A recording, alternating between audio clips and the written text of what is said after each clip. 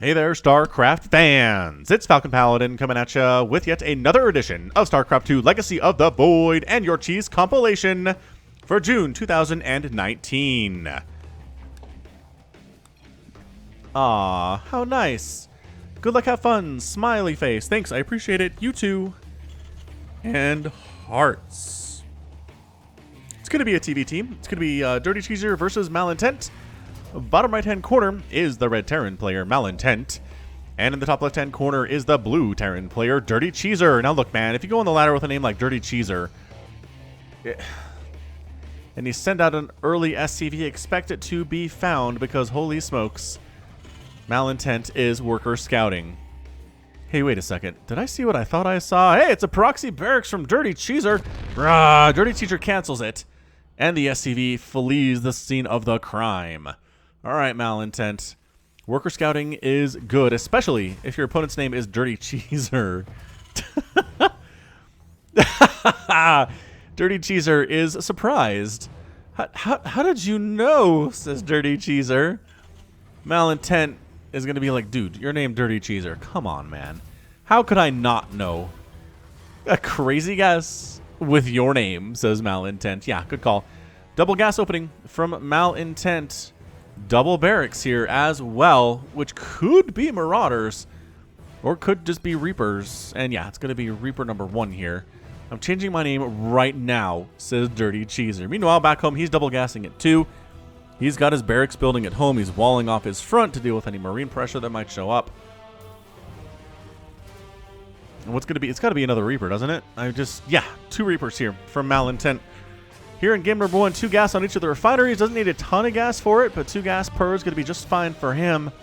Going to get some Reaper pressure up on the Terran player, who is behind. Just because, again, he tried to throw down a barracks down here, got it canceled, had to build it back home instead. He is making a Marine. He's going for a factory. He's got his double gas. He is making a CV. Is he making SCVs? He upgraded to an orbital command.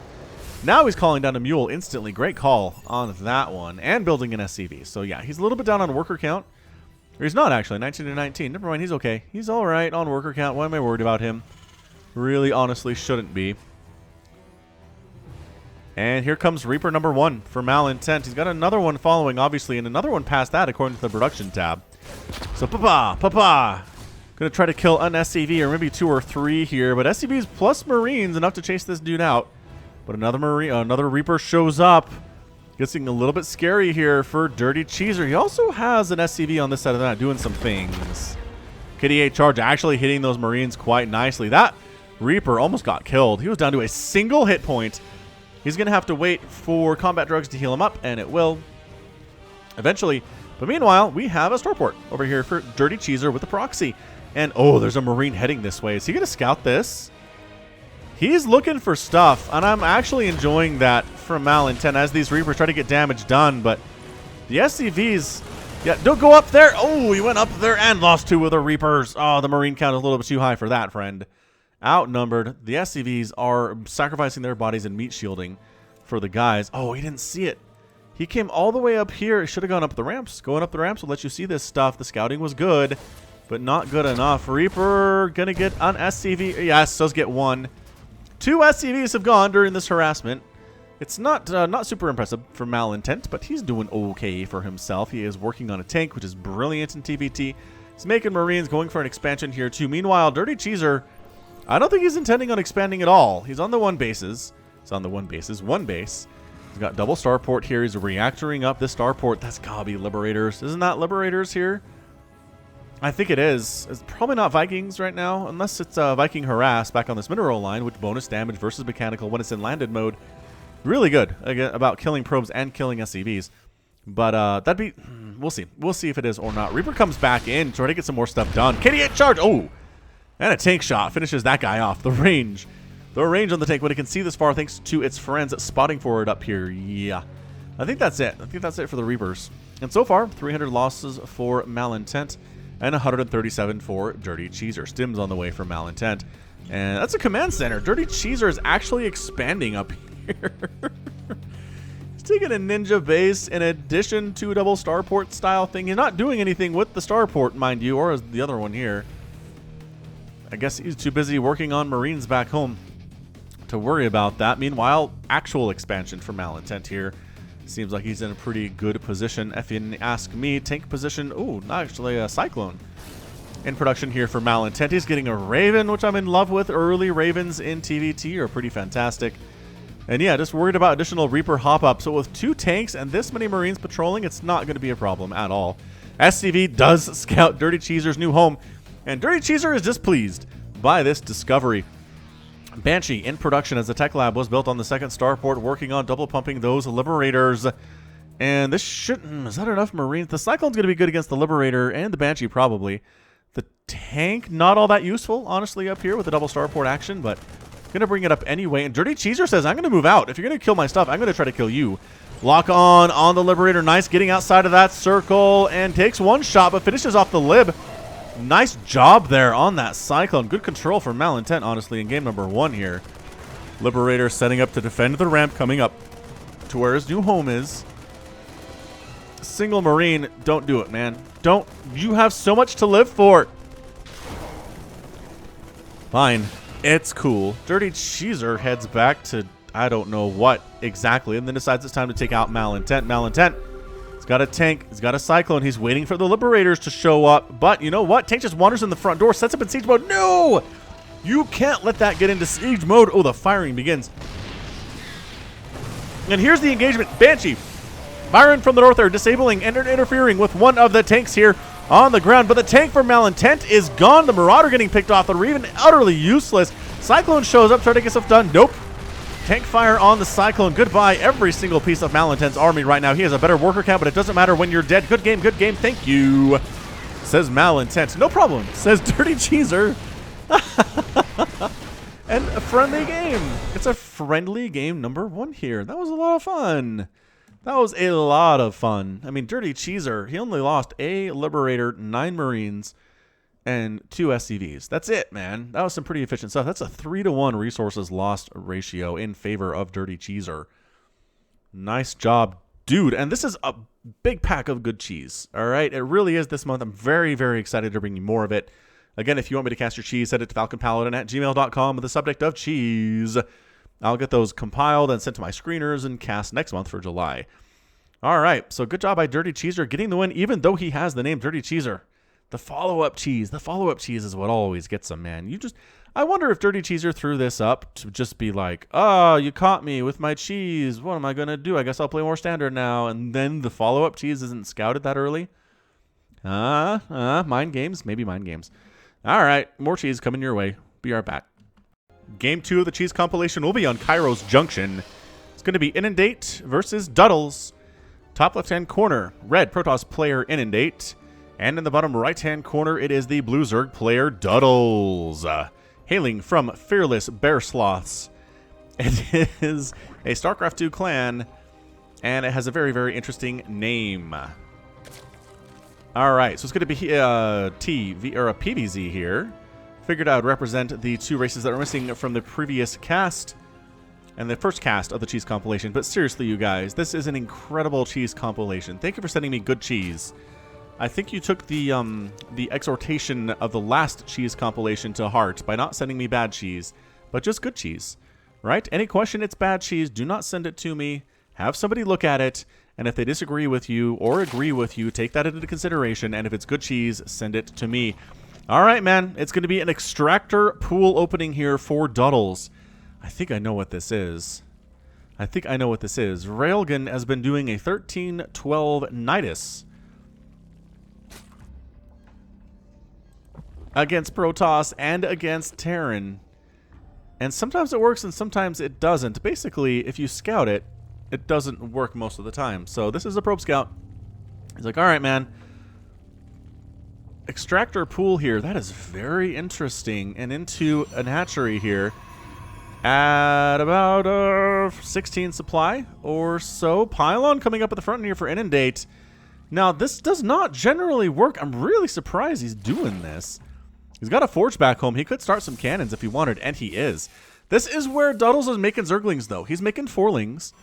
He could maybe get the Lings up here and shut this down in time, but the probe is actually being a real big pest and making it a little bit harder for Duddles to focus on what's going outside of his own front door right now. The Lings pop up. They don't even have a rally. Speed is on the way. I think he wants to hide what he's doing. So he kills the probe, goes for the lair after the probe is down. This is exactly... I've been in this spot. Duddles. Oh, the cannon is done, though. This is going to be really, really hard for Duddles to break now. Oh, thinks about a gateway. Throws down a gateway there instead. Still out of range of sight on that hatchery. Because, again, hatcheries have a... Well, I mean, they can see approximately nothing. But, yeah. Zealot here, cannon here. Lings are not enough. That's a canceled hatch, man. Duddle should not let that finish at all. And the Zealot comes in and he's going to see... Does he see the lair? He sees the lair timing. And the Lings can't get a surround on the Zealot, so he ends up...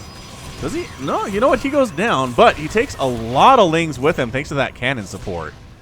That's a pretty good...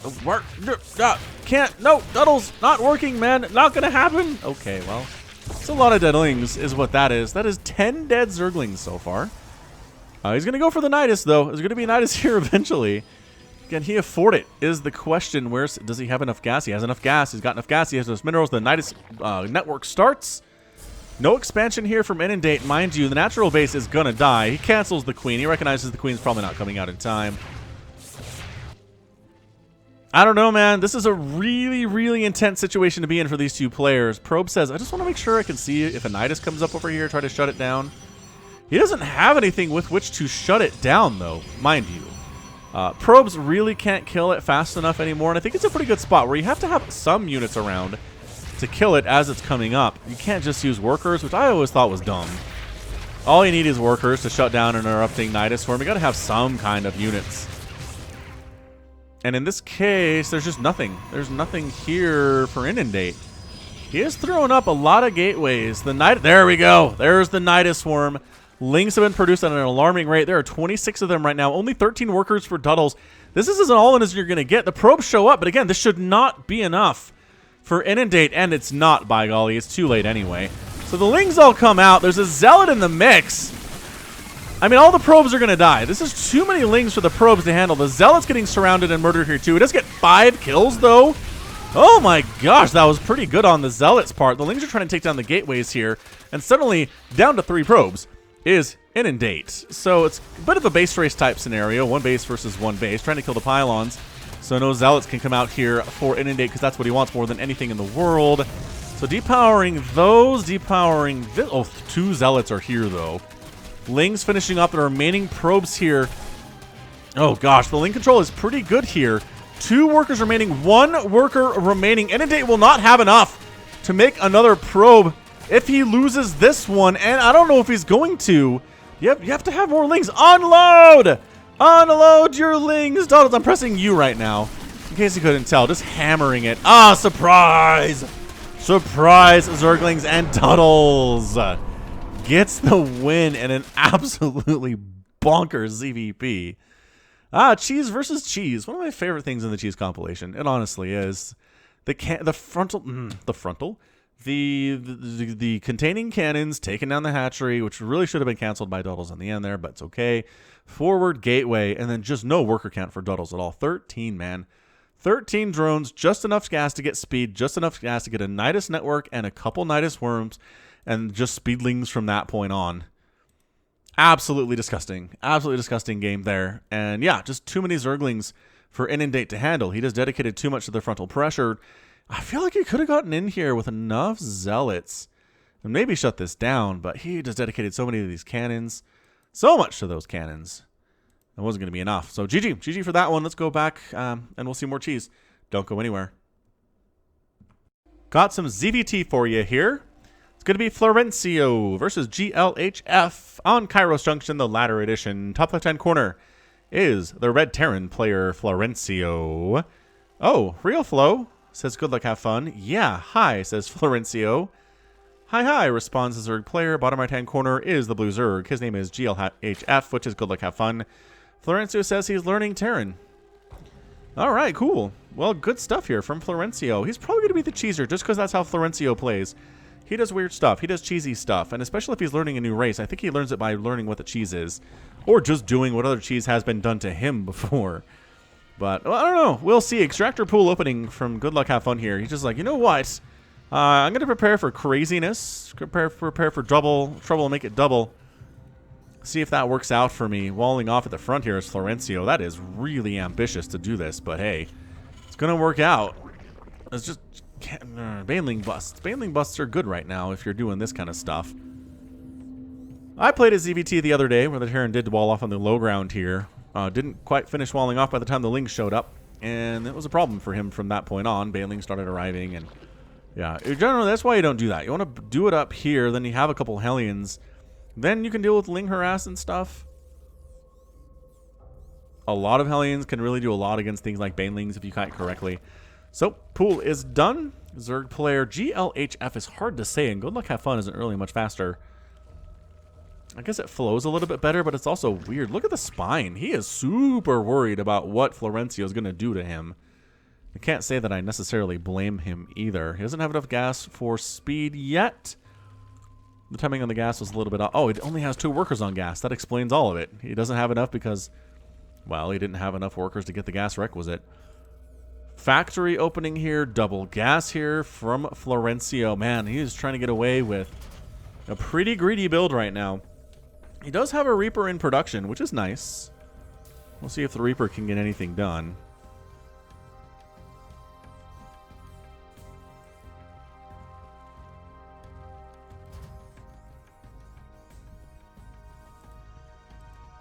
And GLF decides he's going to expand. I mean, at this point, Marines haven't showed up, SCVs haven't showed up, so I guess it's safe to expand now, right? Not that he's done any scouting. And Overlord does show up now. Does he see that? He doesn't see the front wall off. He doesn't see anything, honestly.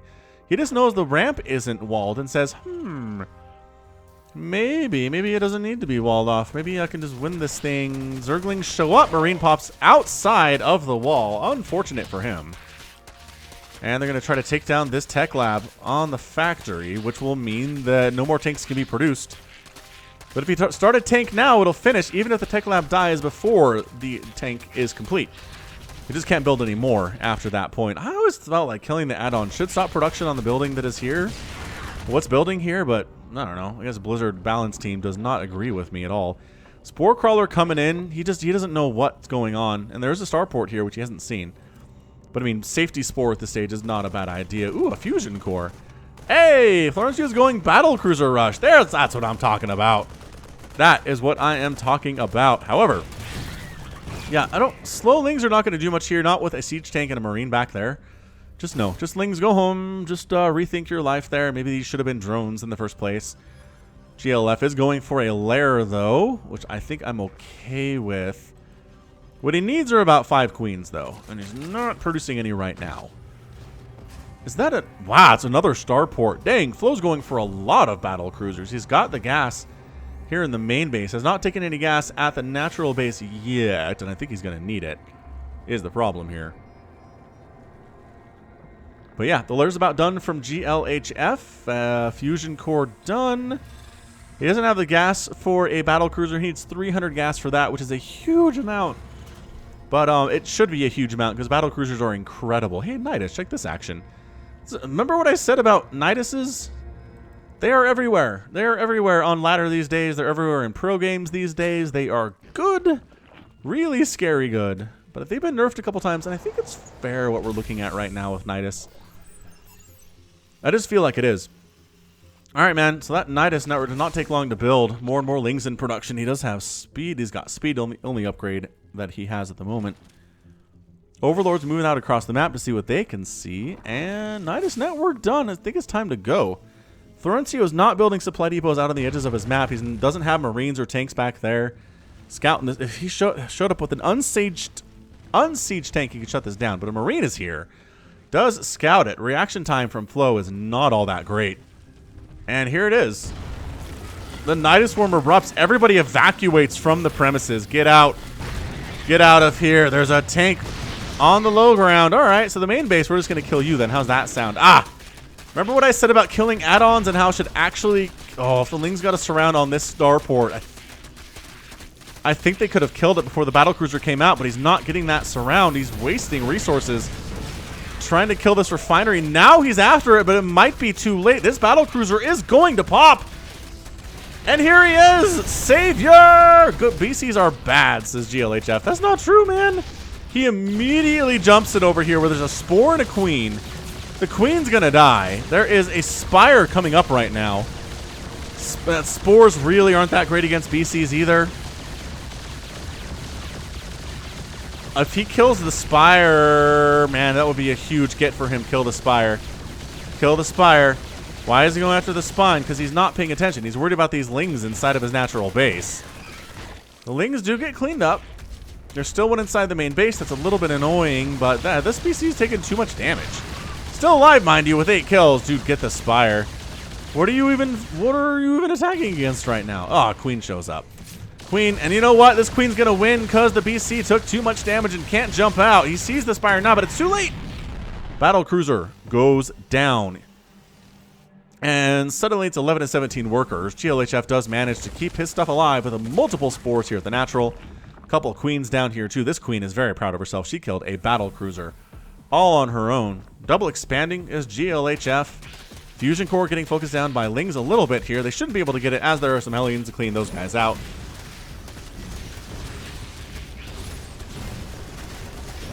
And he's making more Battle Cruisers. Corruptors immediately produce from GLHF, which is the smart choice here. Corruptors are the answer if your opponent's going BC. The problem is you can't get it out in time for that first Battle Cruiser, so you got to go Queens first. And then you can go into Corruptors and whatever else you want after that. Nidus Network finally gets cleaned up.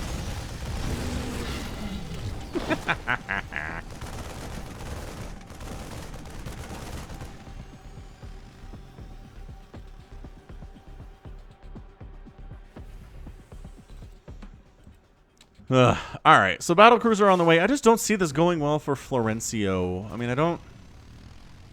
That army supply is pretty intimidating, though. 22 to 14 for Flo is not bad. Jumping in. And 2 Spores hitting immediately. 2 Queens getting the mix. And there are Corruptors. And the PC can't run because it jumped in here. Ah, that is so brutal. Can't save the Battle Cruiser, no. Hellions dive in, and they start going to town on some of these drones. There's only 1 Queen, and she's already bruised, and she's going to go down. The other Queens do show up, though. 3 total Queens. Hellions are roasting up a lot of drones back here, though. That is not a good place to be. And they're diving on in. Look at these Hellions. They're like, we know we're going to die. We're coming in to kill as many of these guys as possible. And the answer is not as many maybe as you wanted. At least not here inside the main. Queens are killing their own Nidus Network temporarily there, which is hilarious. And it's 20 to 5 army supply, 25 to 19 workers. And it's technically 2 base to 2 base. The 3rd and the 4th bases of GLHF are not doing anything at all. Nidus Worm number 2 on the way from the Zerg player. What is even in this thing? It's a lot of Zerglings. And Florencio calls the GG. GLHF wins the day there. Florencio trying to learn Terran, and that means Battle Cruiser rush to him, obviously. But yeah, in the end, 2 Battle Cruisers died, 2 Queens went down, 42 Lings. 18 drones got killed, but 14 SCVs went down there too. And Florencio, he just wasn't in position to really handle a Nidus Worm popping up inside of his main base. He had 5 Marines in his army, that's it. In production, a Battle Cruiser, but it was nowhere being done yet. And he tapped out. Smart one, smart move there. Good win from GLHF, taking down Florencio on the ladder. Good job by him. Okay, more cheese coming your way. Ooh, there are mutas on the way too. Don't go anywhere. It's PvT time. All I know about this replay is that it is named Dirty, Dirty, Dirty. Bottom right-hand corner is the red Terran player SC Daddy. Top left-hand corner, the blue Protoss Bits Please, which is a pretty good name. Ah, creative names. They get past the profanity filter. It is an interesting sport. All right, so PvT. All right, so cannon rushing is very popular cheese in PvT. And Proxy Cyclones from the Terran player is viable as well. But based on the fact that there's not an SCV out on the map right now, and there's a probe out on the map right now, I assume that Bits Please here is the cheeser. Yep, there's a Forge. All right, man, starting up with the Forge into Cannon Rush. Let's see what he does on this one. SC Daddy starting down here where SC Daddy can't see it. Ooh, just out of range. That's really well placed from Bits Please. He's done this before. If I had to guess, he has done this very thing before. Probe scouting around, trying to see. Oh, throws up. Oh, distraction pylon. Distraction pylon up here, so don't worry about what's going up down here.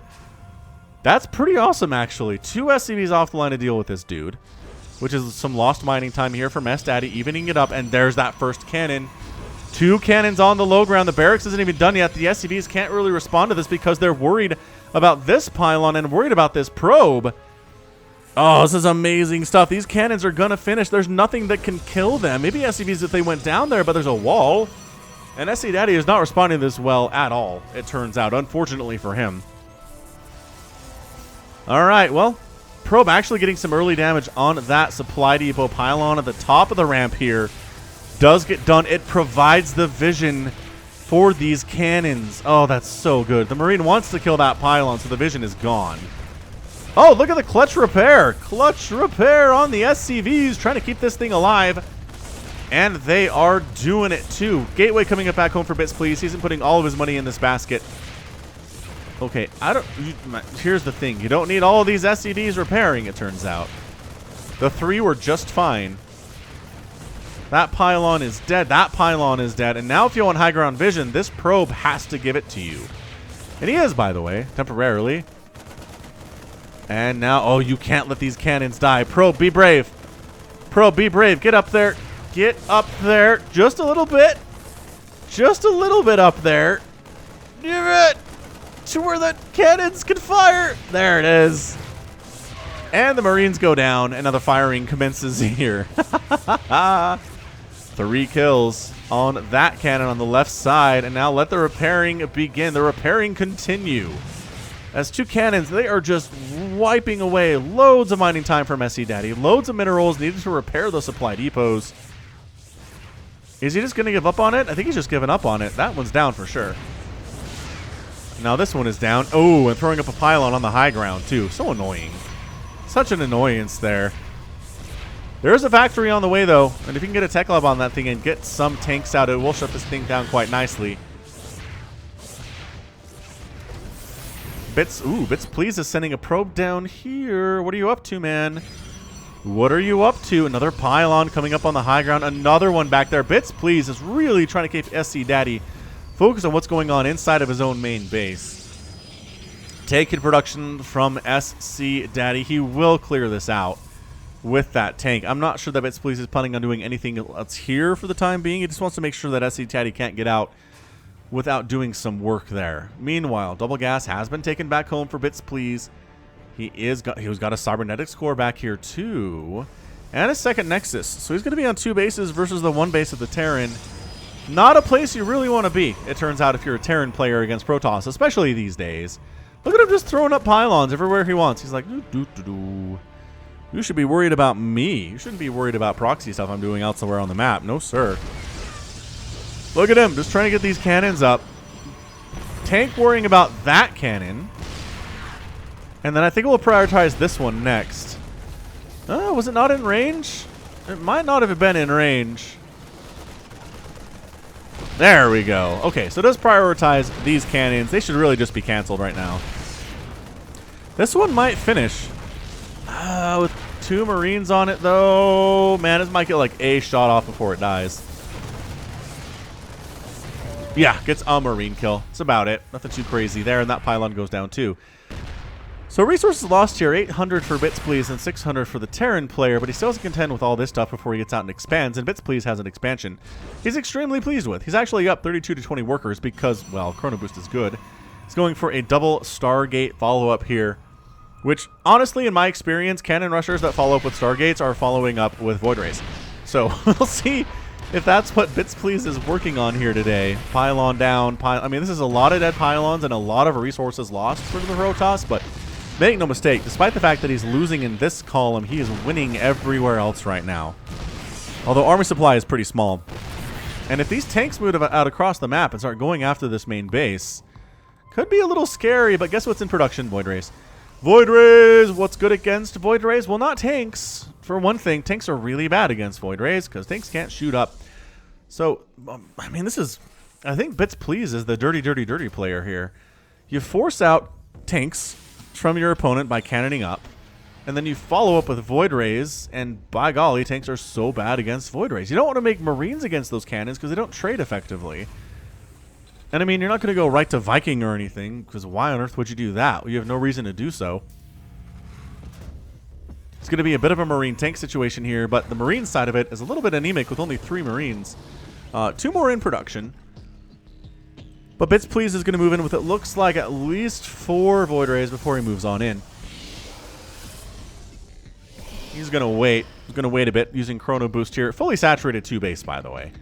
At 6 minutes. And cannon rushing. Like, that's... I don't balance wine a lot on the channel, but man alive, the fact that Protoss can do this, they can cannon rush, they can devote so much stuff to cannons and pylons and everything, and lose a ton in the first 5 minutes, and still at 6 minutes be in a fully saturated 2 base scenario and be making Void Rays is insane to me. This is, I mean, this is it. We're done. SC Daddy cannot handle this. He's got a good number of Marines, but it's not enough. They don't have stim. They don't have combat shield. They don't have medevacs to heal them up. And yes, Marines are some of the best anti-air in the game, but they're not quite the best anti-air in the game until they have the upgrades of which they have none today. Yeah, no upgrades at all for anybody. Just unupgraded everything. No big deal. And yeah, when you have 1 Void Ray for about every Marine. Look at that. One of the Void Rays does go down anyway. That's just how good Marines are. But not enough, friend. Not enough at all. The tanks decide to get the heck on out of there. That bunker is empty. And not that it matters anyway. It gets burned out pretty quick with prismatic alignment. And then, yeah. The tanks are going to move out across the map and see what they can do about base racing at this stage. But base racing Void Rays is a really tricky proposition. Widowmine's in production. Yeah, SC Daddy says that build is dirty. Thank you, says Bits Please. Man, if your opponent's clan tag is cheese, what are you going to expect, honestly? Alright, so who shows up back here? But, well, tanks and some Marines. It doesn't matter. He recognizes he's not base racing at this stage. All of his income is going to be done. There's a base down here for Bits Please. Even if Bits Please lost all this stuff, he would still win the game. So SC Daddy taps out. And yeah, bit of a cannon rush, like an overcommitted cannon rush into Void Ray transition off of 2 bases. Who knew that was viable? I guess I did, honestly. All right, more cheese coming your way from falconpaladin. Be right back. Haste versus Smelly. Well, Smelly. We're going to call it Smelly here. On Cyber Forest, top left, Red Zerg player Haste. And in the bottom right-hand corner, the Blue Zerg player Smelly. Once again, man. The theme here today is getting names that will get past the Brood War appropriateness filter. Man, it is friendly today. Where are you from? Says Smelly. Oh, this is an extractor trick. Bam. Georgia, USA, says Haste. And suddenly, look at this. You've got 14 workers. Looking good, man. On, wait, 16 workers on 14 supply. There it is. And he's stacking up. He's stacking up on that extract. Whoa! It's the Florencio stacking trick, but with a drone. Well, with drones. See, this doesn't quite work. This is a lot more visible that it is multiple drones rather than just the one. You can see this. And I did tell my screeners and the people who send me cheese not to send me any more worker rushes unless they're weird or new in some way. This counts, man.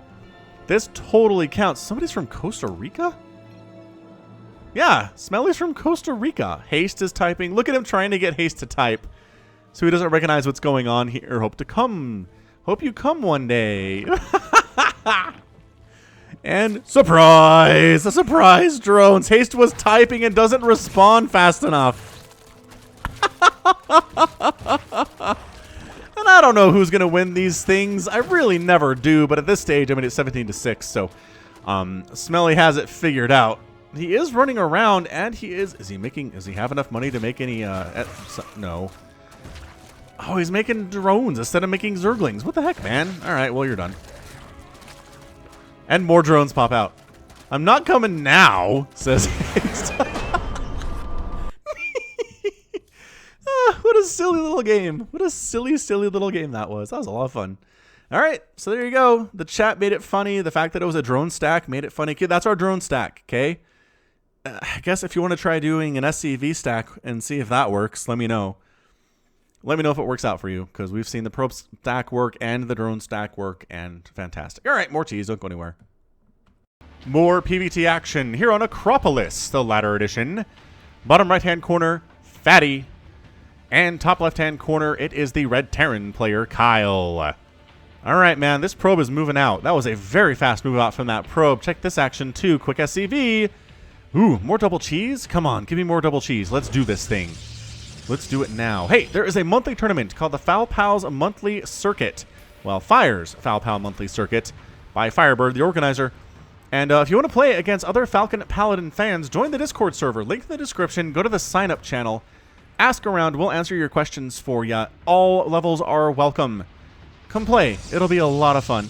Hey, look at this. Proxy Barracks, Proxy Pylon. Both players doing sneaky, sneaky stuff against the other one. Nobody scouting to see if they're having sneaky stuff done to them, which is hilarious. And yeah, Fatty. The label on this one is MaxPacks, which is a player, I believe he's Russian. Young, too. I want to say he's a teenager. And MaxPack is the type of build that he's been publicizing and trying out on stream and stuff. And a lot of other people have picked up on it. So MaxPack, check it out if you're interested in some aggressive play. Let's just say that. Barracks is going to finish here. Probably going to be a Reaper based on the gas we have coming in here from Kyle. Although, it's a lot of gas, man. That's a lot of gas for one Reaper. There's got to be a factory follow-up after this. SCV, what you doing, man? Where you going? SCV, buddy. Hiding is what he's doing. And it is going to be a Reaper. Fatty's not going to have anything to deal with a Reaper. Well, maybe he will. Maybe he can get an Adept out eventually, but that Reaper's going to have some free time for sure. And it's a Zealot. There's nothing else he can do here. Zealot from Fatty. Got a probe scouting around, trying to see if there's anything up here. No, there's definitely not. If you keep going about... Yeah, there we go. This is a full scout. He's going to see this. He sees it. He sees the forward barracks. He sees the Reaper. He doesn't see the factory follow-up in the top right here, though. And the Reaper's getting it in here. There is nothing protecting these dudes. This probe heading home. This Zealot's going to be aggressive on the other side of the map, but if there's a wall of any kind... KDA charge! Catching a lot of those probes. Wall it off, man. Wall it off now. You have the resources to do it. No, he doesn't. He has no warning. The Zealot is coming, man. He just thinks Fatty is bad, and his gateway was way late. All right, so the Zealot hammering away here. Try to get a bunker constructed here, but nope. Zealot shuts that down, and now the SCVs want their revenge on this guy. Build something. There we go. So he builds a bunker here. Reaper should maybe come home. I don't know what you're going to put in that bunker. I really don't. Building a barracks might have been the more efficient use of your time. But check it out. It dies anyway. The Zealot kills the bunker while it's under construction. Reaper trying to do stuff. Nope. Stalker comes out. That shuts it down quite nicely.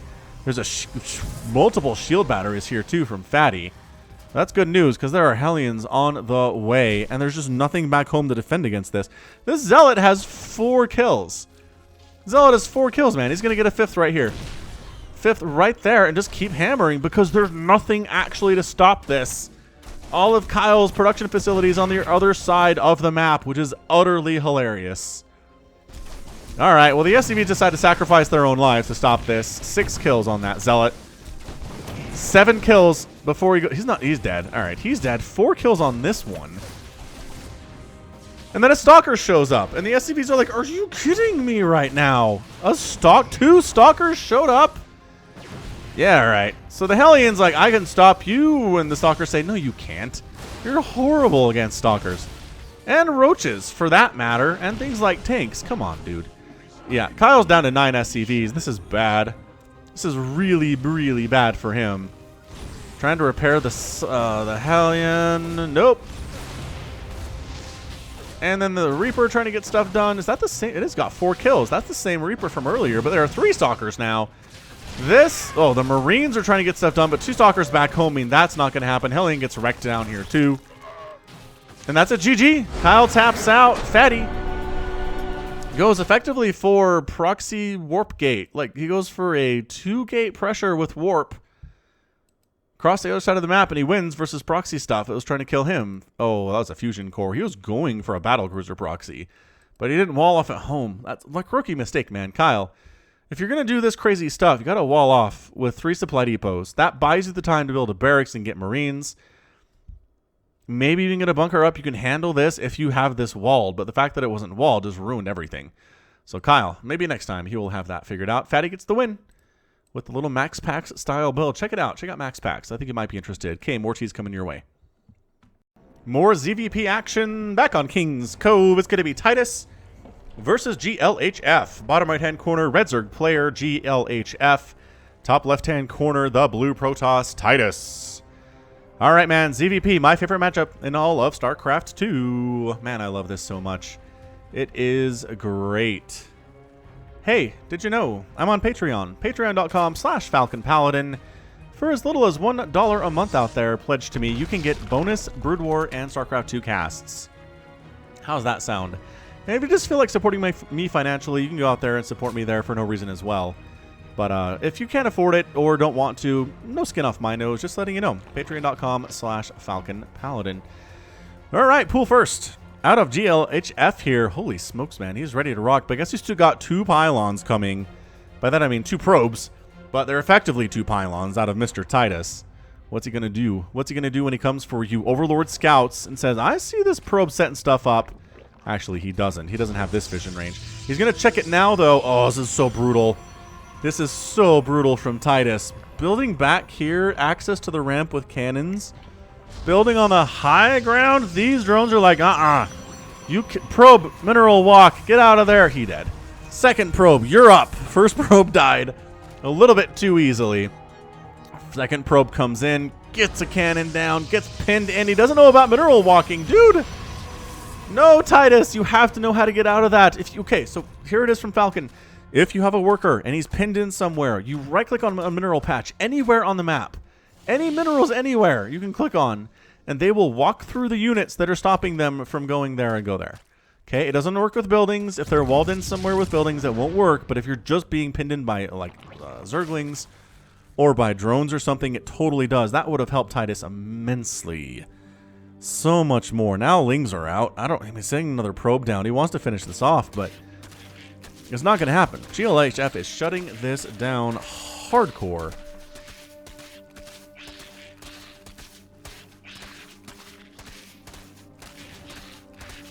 Look at this probe. He's going for it anyway, though. He's like, you know what? Time for cannons.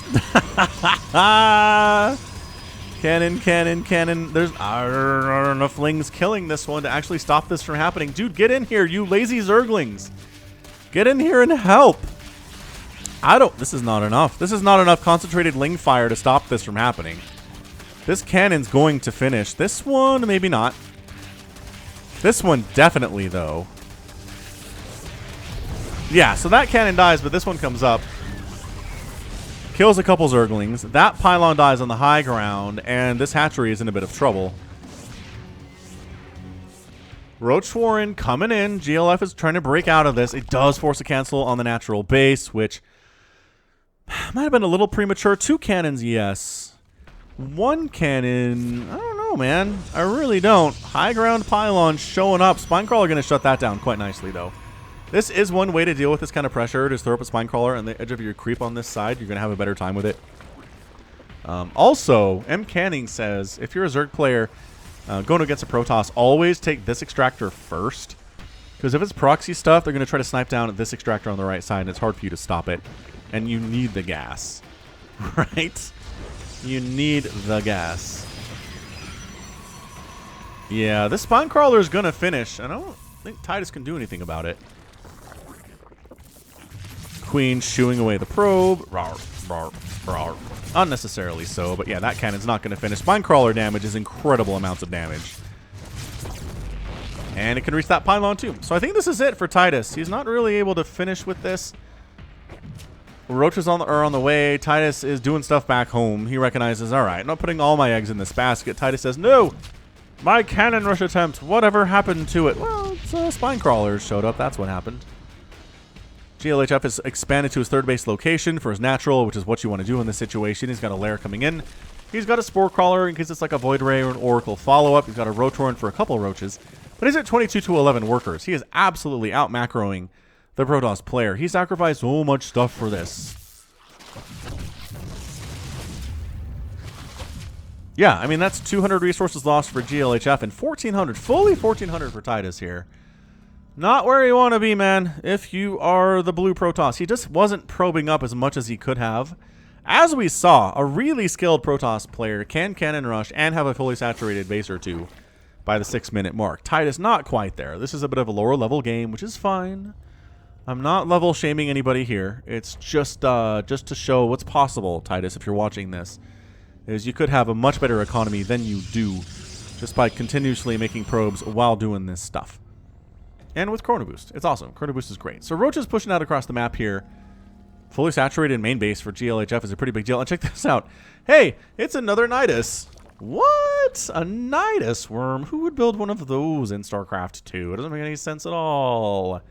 So these roaches aren't going to be able to do much. There's a cannon on the top of the ramp. One cannon can handle 2 roaches pretty much no problem. A zealot maybe mixing in some DPS too would be nice. Ravagers are a different setup here. Overlord goes in for the scout. Says this is a wonderful place for a Nidus worm. Don't you think? And by golly, yes, I do think so. GLHF doesn't have much of an army though. He's got 6 slings and 3 roaches. And the roaches are nowhere near this Nidus. He just made a whole ton of zerglings though. Do they even have speed? They don't have speed. Remember what I said about workers shouldn't be able to take down Nidus worms? They can't. It's close, but they can't. Unload. Unload?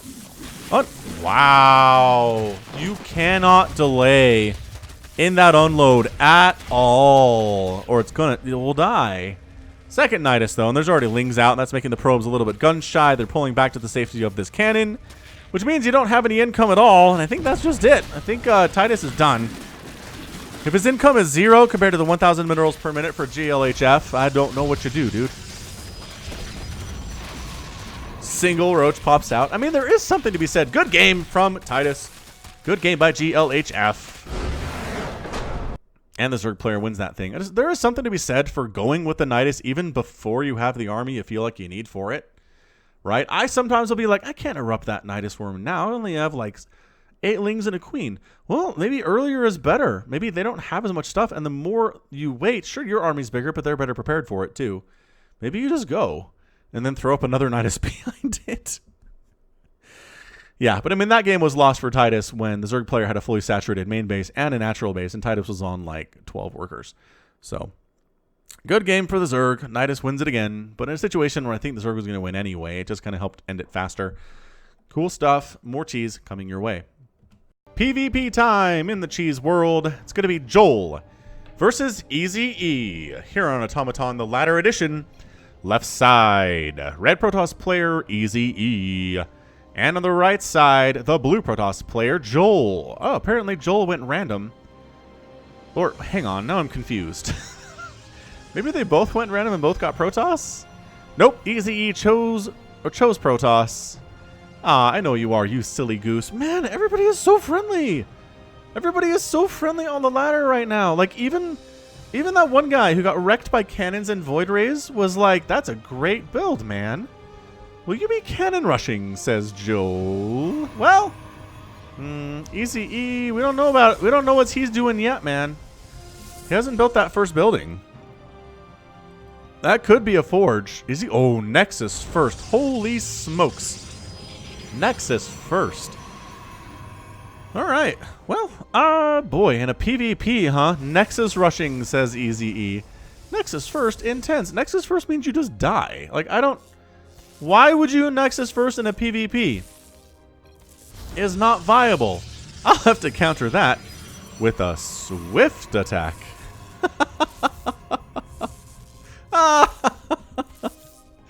Joel is making me laugh. I like Joel. If you're watching this, Joel, good job. So double gateway opening into a cybernetics core. Going to be some like adept pressure or something along those lines. Double gas here from Easy-E. Double gas now from Joel. Yeah, it's got to be something like just double adept pressure coming down, and there's really nothing to stop it because the gateway hasn't even started yet. So cybernetics core, I guess that's a gateway, but yeah. Cybernetics core is going to be late because cyber core is almost done here. Rush time is a factor here too. Sneaky pylon here from Joel, though. If he gets a forge down behind this and cannon rushes up here while attacking the front with adepts, this could be really hard for Easy-E to deal with. honestly, one of the better things you can learn in StarCraft is the ability to do multi-pronged attacks. It really is. That cyber core is just now starting. It's going to be Stalkers. All right, Stalkers are cool. Stalkers are fantastic in the situation. I mean, Joel is doing the standard PvP thing. You go the double gateway, cybernetics core off of one base with double gas, and then you can choose to go whether you want to go sentries or adepts or stalkers. And in this case, if your opponent doesn't have anything yet, it's going to be stalkers. Boy, but again, that rush distance, and this is not too far behind. Easy might have figured this out here. He might have figured out how needs to work. Stalkers, go, Stalkers, push. Why are you playing defensively? You don't need to play defensively. You're the one that should be aggressive here. You know your opponent when Nexus first, and he's ahead of you on income. Or he will be fairly, I mean, it's 26 to 21 workers. Income is higher. And the Stalkers are moving out, but they were too late. And now these Stalkers will be here just in time. Stalker versus Stalker battle for the ages. Easy does not know about this pylon. But is there even a probe around? Is he getting warp? Oh, he got warp gate. Oh, he can warp in up here. That's even better. That's even better than cannon rushing. So he warps in a couple Stalkers there and brings a couple Stalkers to the front and keeps these guys engaged and then just moves these guys in to the main base. It's a slow warp in because this pylon is not touching a friendly gateway or nexus, but hey, it does its job. And that's really all you can ask it to do. Once again, the Stalkers being a little bit delayed here from Joel. Yeah, that's it. That's your game. Stalkers in your main base killing your probes. There are 3 Stalkers taking out your 2 Stalkers back home. And this is a really nice example. I don't know if we've seen an example of why you don't go Nexus first in PvP. This is why. Because you just get murdered. You absolutely die every time. There's a sentry out. But again, these probes are absolutely destroying your probe line. Or these Stalkers are killing your probe line. And suddenly it's 21 to 19 workers in favor of Joel. And getting worse by the second here. Easy should have pulled these probes about 10 seconds ago.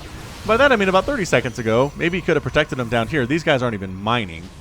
Oh, I didn't see my mains. Easy. These people, it seems like they know each other. Depowering the warp gates. You are horribly outnumbered, Mr. Easy.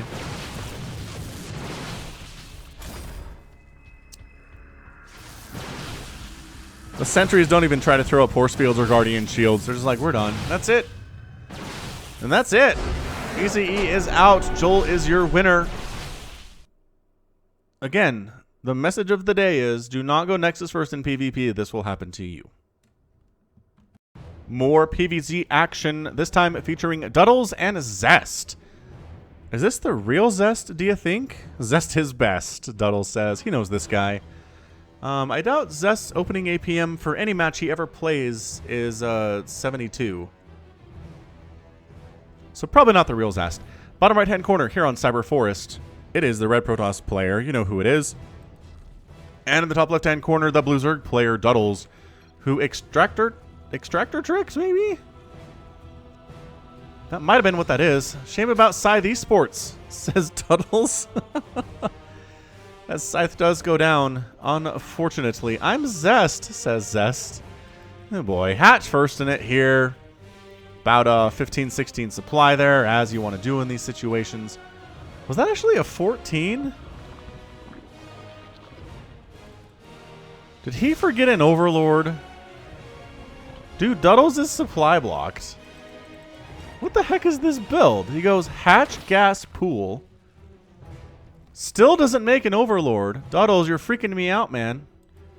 You're really freaking me out, buddy. Like, if you are watching this, please let me know in the comments what the heck this build is and why you're not making an Overlord. You're supply blocked. This is not even close to being done yet, and there's your Overlord now at 1.5 minutes. Very strange. So, Probe comes in, says, I'm going to cannon rush you. How's that sound? Real bad. Oh, he walled himself in. Walled himself in with 3 pylons. You can't get in there with drones or anything, really, without killing the pylons. That pool is almost done. But there's enough room for a cannon in here. This is brutal. This is really annoying stuff. Cancels 2 of them. Throws up a photon cannon and a gateway. Dude, Zest knows what he's doing. APM is a little skyrocketed a bit to 286. 300 here for Duddles. Okay, so high ground cannon is going to die. Or pylon, rather. If that was a cannon, to be dead already. Lings come out. Dude, getting us around on that cannon would be huge. Do you have time to do it? You certainly don't. Killing the pylon is a big deal. Killing that cannon is a big deal, but that one comes up.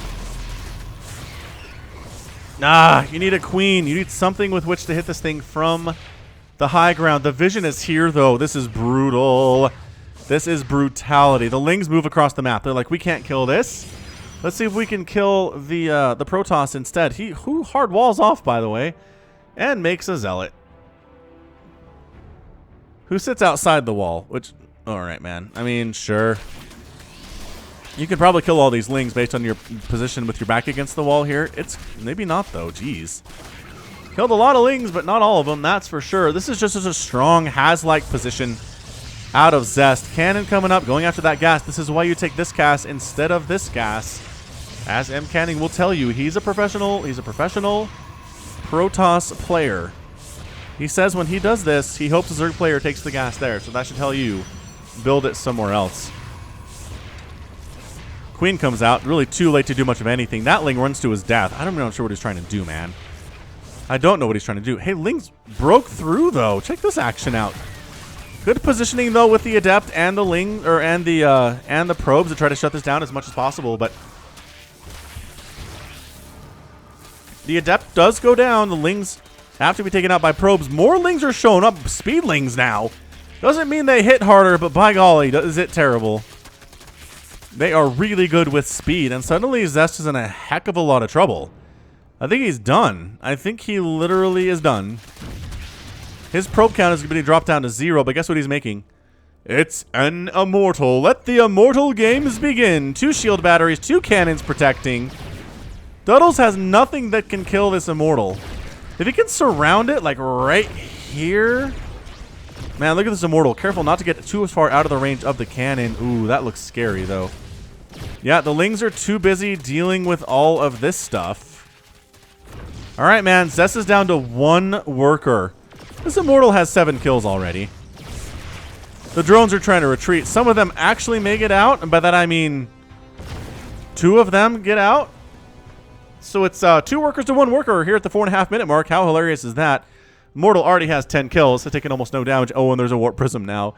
Oh, man. Warp Prism and an Immortal in the hands of a good Protoss player is one of the best things you can have. Especially in a situation like this. All right, so Zest is dead. He's got a probe somewhere, but it doesn't matter because his Nexus is dead. Where the heck is his probe?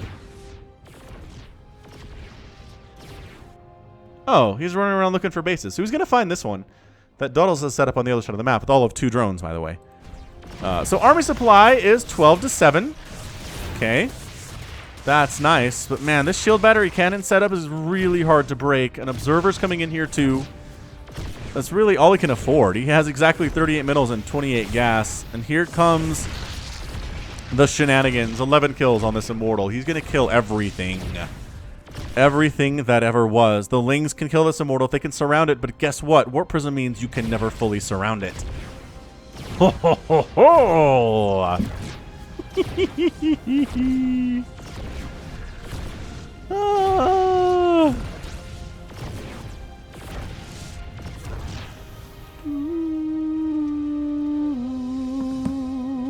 Look at him not even bothering to kill this hatchery. He's like, it's fine. It's not going to hurt me at all. Did this probe find this thing yet? Yes, he found it. He knows where it is. The Warp Prism is making a beeline over here. Man, 2 drones is such a weird place to come back from. Oh. All right, man. This is all in the hands of Zest and his skill with this immortal. It turns out it seems pretty good.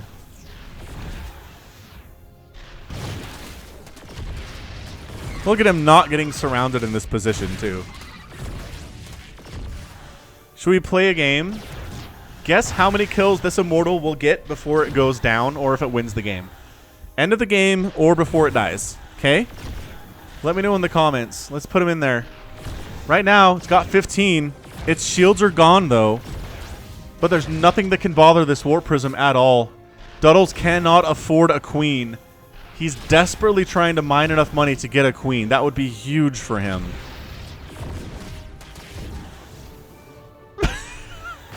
No, not drones. Drones can't die. Oh, no. 2 of the drones died. It's going to be so much harder now. Still, though, this is enough Lings. If they get a full surround on that Immortal, he's out. He cannot survive that, but by golly, there's no reason for him to ever get fully surrounded here. Unless Zest screws up. Is Zest going to screw up? It's Zest we're talking about here. Okay, it's not the real Zest, but his APM is pretty good. This is like 360 right now.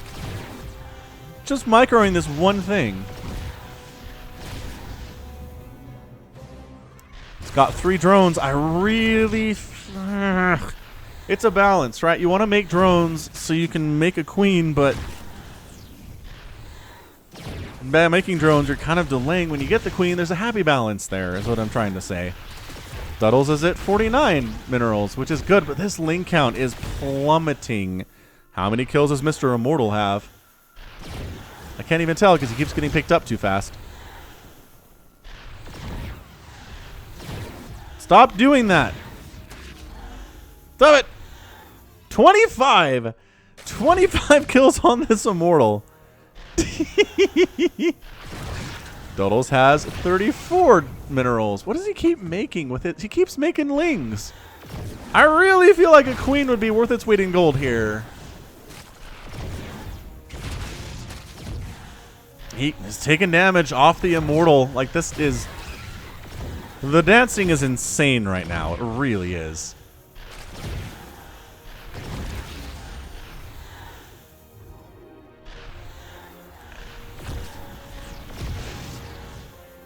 Look, man, huge numbers of Lings are not going to matter here. A queen, I've said enough. Queen, just make a queen. I don't know if he can afford to do so, but he's not saving up his resources to do so. He just keeps losing Lings. I know if he loses all of his Lings, it's over. It's understand that. You want to replace them on some level, but I don't think that Lings are going to do this. Sure, the Immortal is severely injured at this stage. This is just an absolute clinic in Warp Prism play. 37 kills on that Immortal.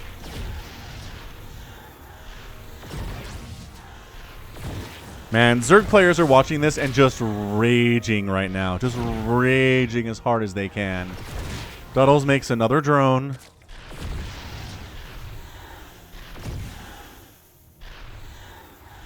Alright, I'm just zooming out, or we're just going to sit here and watch for a minute.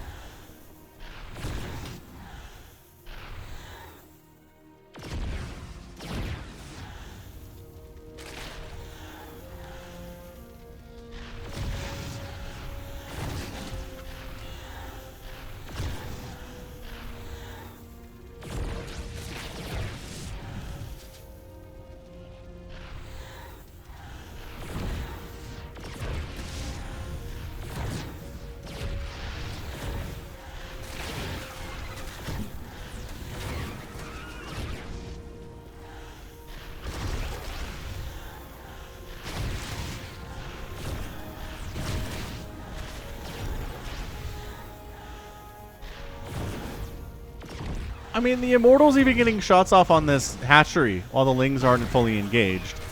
This is taking all of Duddle's APM right now just to, like, get shots off on the Immortal and keep... Oh, the hatch went down. The hatch is down. That's it. Duddle's is over. He doesn't have enough resources to build another hatchery. The spawning pool will die on its own. I don't think... He doesn't even have to do anything right now. Zest can just go home with his Immortal and call it good. Look at him getting shots off on these guys. Don't lose the Immortal, man. We got to know how many kills it has. That's important. But also, you have to let it out at some point. This is a good point. Let's do that. High ground, low ground advantage. This is exactly what we need here from this dude. Yeah. 51 kills on that Immortal. 51. The only attacking unit made this entire game for the Protoss was an immortal. He lost his entire mineral line. Okay, he made a couple zealots. I apologize. He made a couple zealots. One zealot and one adept that went down. But the immortal was the only other thing that he made this whole time. The only thing that was in an attacking position, and that's all he needed to win this game. Warp Prism and immortal. Name a better combo. I'll wait.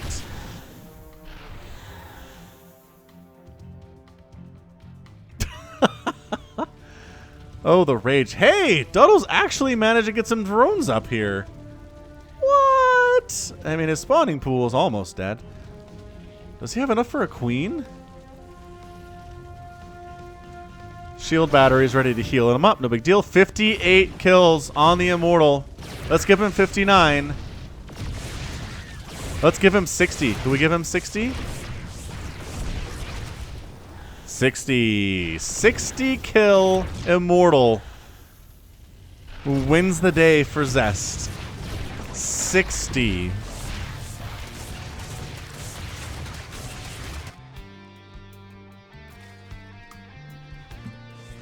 Resources lost here. 4,200 for Duddles. What the heck was that? How did I get that up? Ah! Ah! Hold on.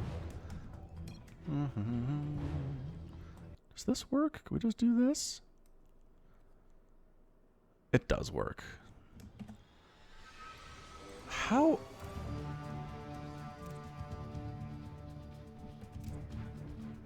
What is that? How do I get rid of it? Oh, Control-Shift-R.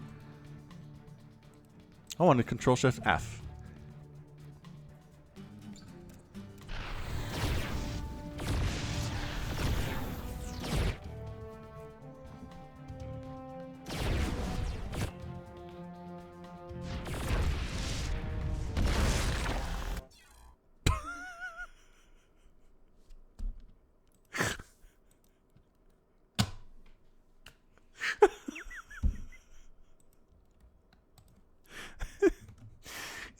So dumb. 62 kill immortal.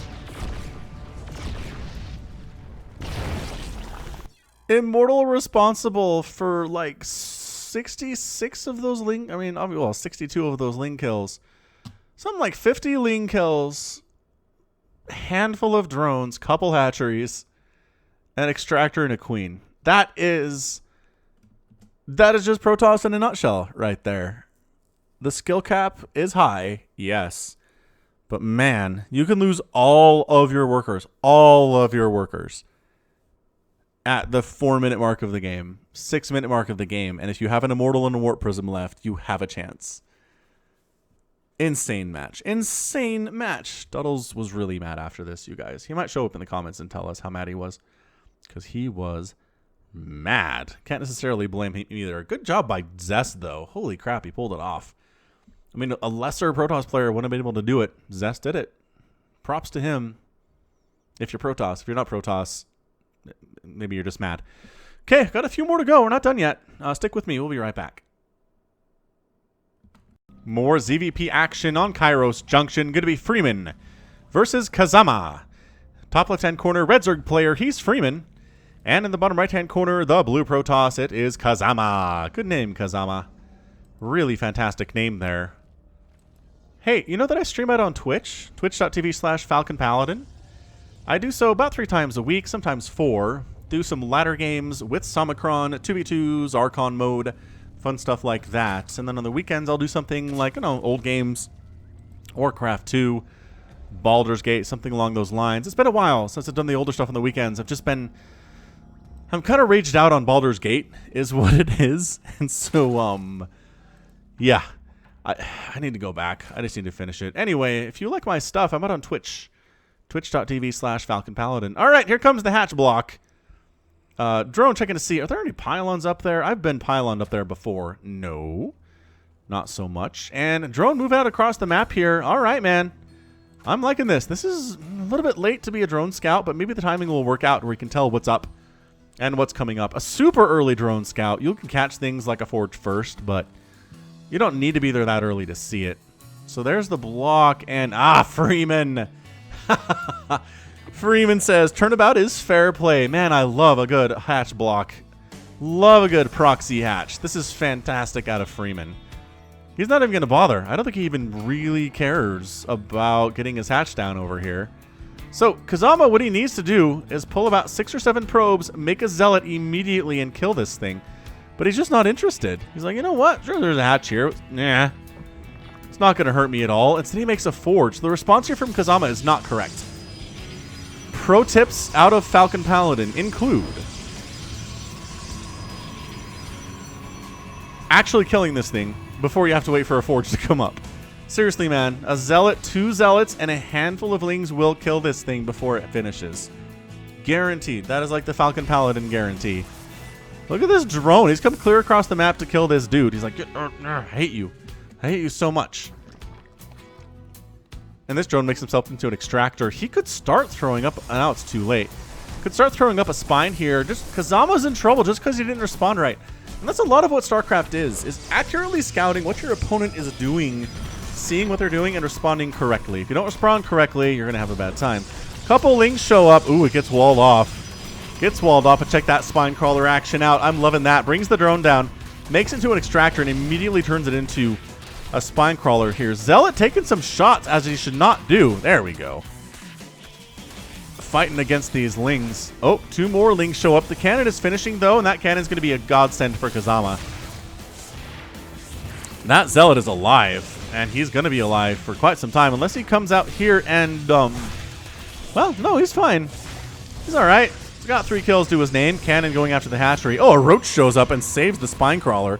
An adept is on the way, but see, this is what happens if you don't respond correctly. Suddenly, you're dealing with spine crawlers and queens and lings and ravagers, and it's just a horrible, horrible thing to have to deal with. You could have avoided this whole thing if you'd killed the hatch before it came up. Corrosive Bile landing on the cannon.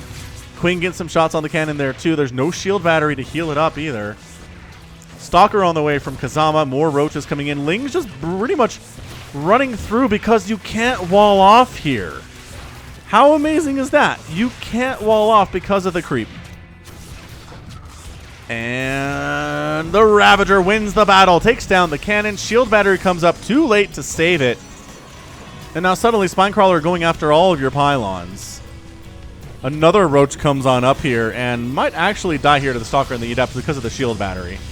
So the roach should come into safety. It should come into Zerg Town. This is Zerg Town. It's a nice place. Adept gets stabbed in the face a little too many times. Yeah, the damage a Spinecrawler can do is a lot of damage, and the Stalker is going to quickly exhaust the resources on that shield battery if he keeps coming in here.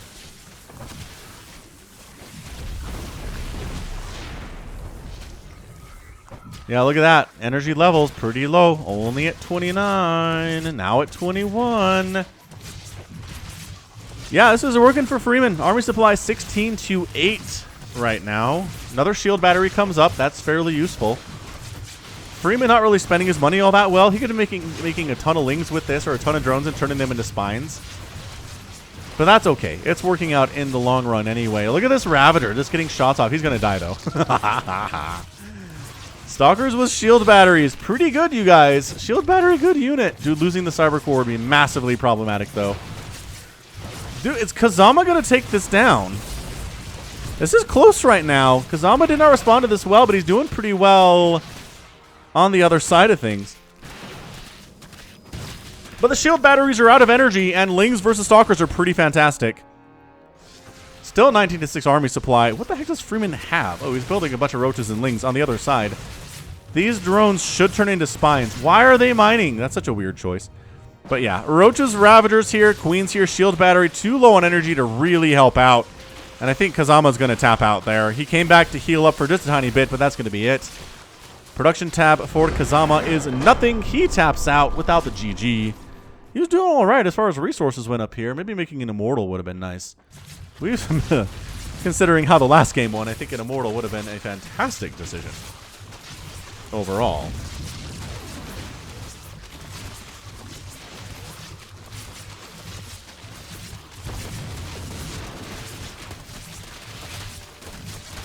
Yeah, Freeman wants to stay here and kill all of the evil Protoss buildings, which, I don't know, man. If you need the XP, go for it. I don't see a problem with that.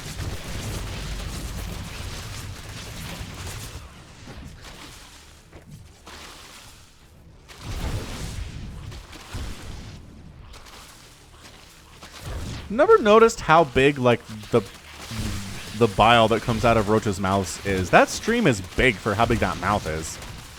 It's really large. And I can see him using the melee animation versus the ranged animation over here. Hydralisks and Roaches both do this. If they're close enough to something to attack it straight up, they'll just use their little claws on top of their heads to do the damage instead.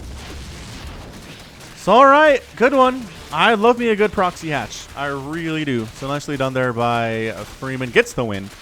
We'll be back with more cheese. Don't go anywhere. Final game of the cheese compilation will be between Carmaxian and Rain King here on King's Cove. A lot of King's Cove today, eh? Hey. Alright, bottom right-hand corner is the red Zerg player. It is Rain King throwing out the really fancy GLHF. And in the top left-hand corner is the blue Terran player, Carmaxian, who is not walling off. And I immediately am very, very afraid for this guy. You have to wall off versus Zerg, you guys, if you're Terran or Protoss. Zerg doesn't need to, but sometimes it's a good idea if the other player's going Lings and you're going Roaches. Alright. Carmaxian, I'm very, very afraid for you. Hey, you know I have merchandise? Yes, yes I do. A proxy barracks here from Carmaxian. I am now no longer worried about him. He sees this. Rain King, dude. This is the most, like, egregiously aggressive double barracks proxy I've seen in a ZVT ever. Look at this. Just right here, just in full view of God and these witnesses and Rain King, and I don't know what you do, man. Anyway, what I was saying, Falcon Paladin merchandise available. Just search Shopify Falcon Paladin on your Google machine. And you will find things like hats, and you will find things like sweatshirts, and hoodies, and little silver bracelet things if you're into that kind of thing. It's kind of a joke situation, but whatever. Dude, Carmaxian is throwing up a third barracks. And Rain King is not responding to this at all. He's acting like this is a regular old ZVT. He knows about all of this. He's just now bringing some drones down. Rain King, what the heck is going on with you, man? This is insanity. Alright, well, the Marines are out. And actually, drones trade pretty well versus unupgraded Marines, it turns out. They're faster than the Marines are, and they hit pretty hard. And they have pretty decent health pools there, too, compared to what the Marines have. Bunker coming up. Rain King is in trouble. Rain King is in trouble. If these barracks... We've seen what these barracks can do, man. These barracks and these bunkers working together with Marines and SCVs, I think he's just abandoning the main. The natural, rather. He's not abandoning his main, because that means you lose. But getting a Roach Warren is not a bad idea here. Corrosive Biling down the bunkers can be pretty good. Getting some Lings out is nice. Free Hatchery is toast. The bunker's down. It's full of Marines. It is. There's creep all over it. Yes, I give you that. Second bunker down. Bunch of Lings out here for Rain King. This barracks on the high ground, I don't know what its purpose is exactly. Unless it's just to distract the Zerglings for some time. That's a lot of Lings, actually. They might be able to take down this bunker. Especially if they attack with the Broodlings, which they're not doing. Carmaxian needs to lift off that barracks. He's not doing that. Alright, cool. That's fine. Are there no queens? Whoa. Very quick into a lair. This might just be, I am on one base. It's time to Nidus. Kind of a thing from Rain King. He wasn't planning on it, mind you. Dude, Carmaxian is bold. Carmaxian's like, maybe they'll let me build a bunker on the high ground. Is that possible, do you think? He's trying to bait the Lings down to where the bunkers will wreck them, but they're too smart for that. I mean, they're not too smart. They'll go down there. It's just that Rain King won't let them because he is the overmind. And he will stop them from going to their deaths. Speed's done, which is nice. Can you could maybe like slip out this way and just go kill the Terran. I'm not sure if Rain King has figured that out. This bunker is, I think it's in range to hit this, but you can't kill all the Lings. Several of them will get out there. And then they run across the map because they're really fast, and then Carmaxian just loses all of his SCVs and he dies. But it looks like Rain King is playing it safer. He's probably going to go for a Nidus based on the double gas and the quick lair. And he doesn't have enough gas for a Nidus yet. He needs 150 for that, but he's working on it. He's getting a Queen. He's getting a Roach. And 157, 161. There it is. There's your Nidus. All right, it's Nidus time. This is a very, very Nidus-y situation here today in the cheese. A lot of Nidus play. And I guess that's fair. It does reflect the current state of the ladder and the pro scene too. There's a lot of Nidus worms. Coming up this ramp is just... I mean, he's trying to bait the Zerg down there to where the bunkers are, but he just keeps losing poor Marines who get dissolved in acid. He doesn't know about the Nidus worm because he hasn't scouted anything but the presence of a spawning pool and some gas. So he doesn't really need to worry about it. And meanwhile, there's nothing back home for Carmaxian. He is throwing up a factory with a tech lab. He's trying to get tanks up, which is a pretty good idea. But Rain King, 20 supply of army. What is that? 12 lings, 6 roaches. That's a pretty good army right now, considering he's on one base. Yeah, man. Nidus time. See this Overlord? He's in a position in Nidus. This isn't walled off, and if it was, I'm not sure that it would really matter. So Nidus network is done. 3 roaches are inside. It might just be time to go, Rain King. I think maybe he's waiting for a couple more reinforcements before he fully commits to going in there.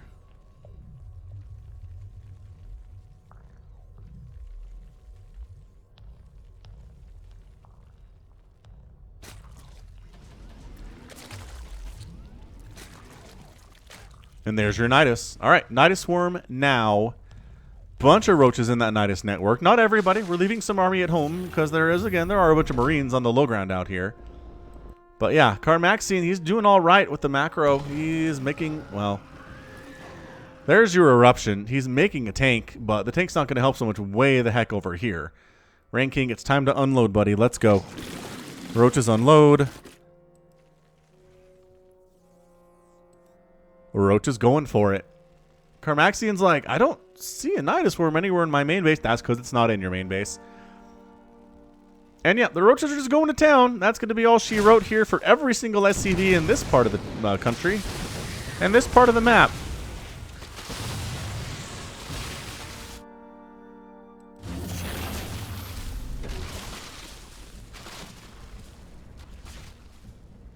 SCVs decide to run. Which, I mean, he can't rebuild his base, but he is lifting the command center, so that's not a bad idea. I think he was trying to make it a planetary fortress. It was not a bad thought. He just couldn't get there in time. Planetary fortress would have stopped this from happening. That's why he didn't wall off. He'd hoped he'd have a PF in time. He should have actually delayed the factory and the tanks and gone for the PF earlier. It would have saved him here, I think. Again, decision-making. It's just decision-making all throughout the game of StarCraft. Every game you ever play is just a series of decisions that you're making. Or maybe you play mindless. You just do the same thing every game and not really responding to anything that way. Oh, no. Look, they did the thing, but then the tanks get caught out. Oh, my gosh. All right, well, that tank's dead. This tank might... No, the tank's dead, too. Oh! He's live with 17 HP. All right, that's cool, I guess. But the lings are out, and a roach made it out. Do they know about this? They don't know about anything, man. They are lost. They are lost in the world today. All they know is there's nothing in the main or the natural base here for Carmaxian, who is supply blocked, by the way, which is bad. Is there anything up here to stop this? Yeah, there are a bunch of roaches. All right. And then there's tank fire. Blah! Rain King taking some tank fire here on the ramp is not good. But also Marines getting destroyed and their bodies sliding down there's not good either. Rain King takes his natural at Carmaxian's natural. It is kind of fun. He needs to move out with these lings though. Let's go, man. Let's find something to do. Lings that are sitting there doing literally nothing are bad. If they're defending, good. If they're attacking, good. If they're scouting, good. Sitting, bad. Really, really bad. That goes for most units, actually. I know I always talk about it with lings and mulisks, especially if they're not moving, they're bad. But seriously, in the higher level matches, how many times do you see units just sitting there? Unless they're siege tanks, unless they're liberators. Marines, Marauders, Stalkers, Colossus, like armies are roaming around. They're trying to find angles to attack, trying to head off attacks from the other player. Holding still is bad, always be moving. Generally how that works. All right, man. Is he trying to go from both sides? Look at this. Look at this setup here. He comes from both sides. I don't know that he really needed to. This army was enough. But he was worried about the bunkers. Not that he needs to anymore. It's a 36-6 army supply. 36-4, and Rain King gets the win here in about 9 minutes. Sure, there are buildings up here, and sure, Carmaxian is technically mining from this base, but it's not going to matter. Just lift. Well, I guess he built a tech lab in the middle.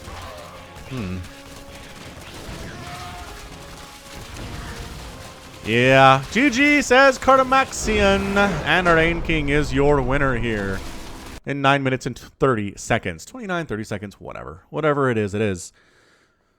All right, cool. So that was fun. That was a fun little group of cheese. More than usual this month, just because I feel like there were better ones than average. And so I appreciate that. Everybody who submitted cheese this month, I appreciate it. If you didn't get selected, it's nothing personal. There's just a lot of good competition this time around. And find out some creative stuff. Think like Florencio. Think like Has. Like, find different ways to be crazy on ladder and submit them to me for cheese. If you get cheesed in a strange way and you win, submit it. If you get cheesed in a strange way and lose, maybe consider selling or sending that too. I mean, losing a game, there's no shame in that. Everybody loses at least half the games, or at least 45% of their games. Like, nobody has a win ratio of above 55, 60%. That's a lot of losses people are doing. Okay, so you're not the only one. Don't be ashamed. But yeah, that is going to be it from me for today. So this has been Falcon Paladin coming at you with yet another edition of StarCraft 2 Legacy of the Void and your cheese compilation for June. Go ahead, hit that like button, hit that subscribe if you like what you saw and what you heard today. You can also catch me on Twitter, Facebook, Patreon, and Twitch, all at /Falcon Paladin. And until next time, as always, thank you so much for watching, and you take care of yourself.